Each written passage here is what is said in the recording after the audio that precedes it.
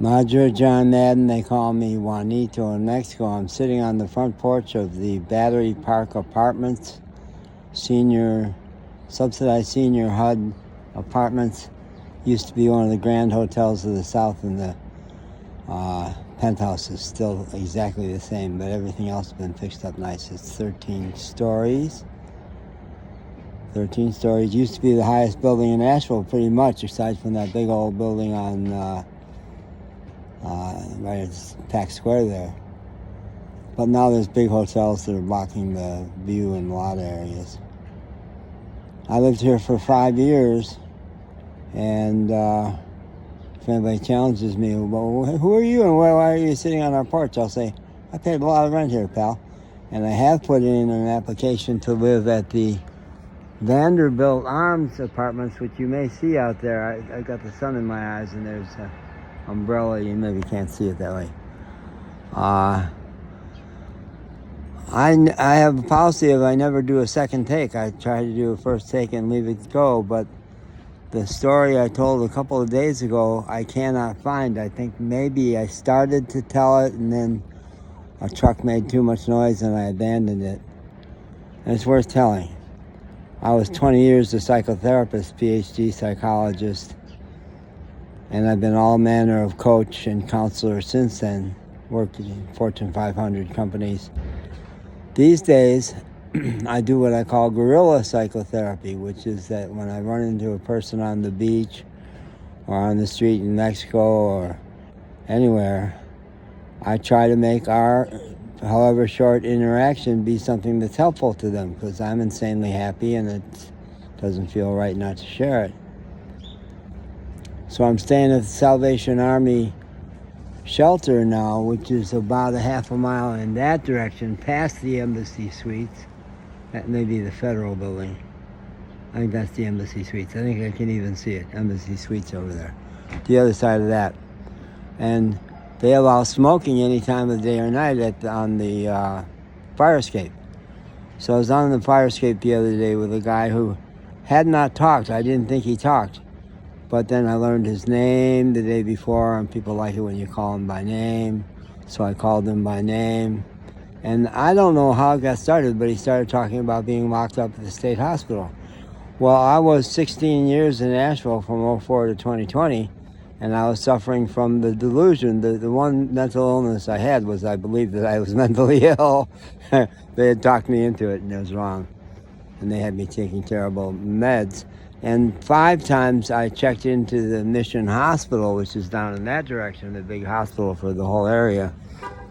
And 3 of those times they sent me elsewhere because they didn't have a bed there. One of them was to Broughton, the state hospital, which was famous for warehousing people for a long time. Now we're talking 20 years ago. I think they were not doing that as much, but still a lot. And I was lucky that one social worker there was sharp enough to say, hey, you don't belong here, hon. We're going to get you out of here. And they got me out in 2 days. But my pal on the fire escape had been there 2 weeks. And he said, boy, they put me on meds I couldn't even see straight, which is what they would do back then. And still, sometimes.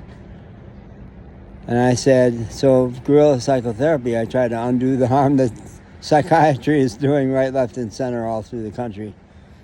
I said, yeah. Why were you there? Well, I was pretty tore up. I didn't know what that meant, tore up. Well, he was upset. Yeah, why were you upset? Well, I was 18, and my girlfriend was pregnant with my baby, and I got back to our apartment and I discovered she was seeing another guy. I went crazy. And I said, does that getting upset to find out your pregnant girlfriend is seeing another man, does that sound to you like mental illness? Well, no. Sounds like normal human reaction. Wouldn't most guys react that way? Yeah. And did you have anybody helping you process how upset you were? No, I really didn't. Yeah. So they called you mentally ill. I call you upset. I think you were naturally having the natural and perfect human response, which was you were angry and hurt and just upset, right? Yeah, I guess I would say that. Okay. So my direct orders from you as a PhD clinical psychologist is do not call yourself mentally ill, call yourself upset. Well, that won't take from one pass, but I see this guy every day and we like each other, and there'll be another chance to say it again. And to say it to me. I will not call myself mentally ill. I never was. Never was. I was upset. Yeah. Sex abuse memories have a way of doing that to you. When your sex abuse memories come back, unfortunately, even when I got my clinical psychology training in the late 60s, they weren't teaching us about trauma. And psychiatrists, I think, still have not gotten the deal about trauma. They see a symptom. They know how to attach a made-up stupid name like bipolar disorder, which really means you have strong energy surges up and down. Yeah.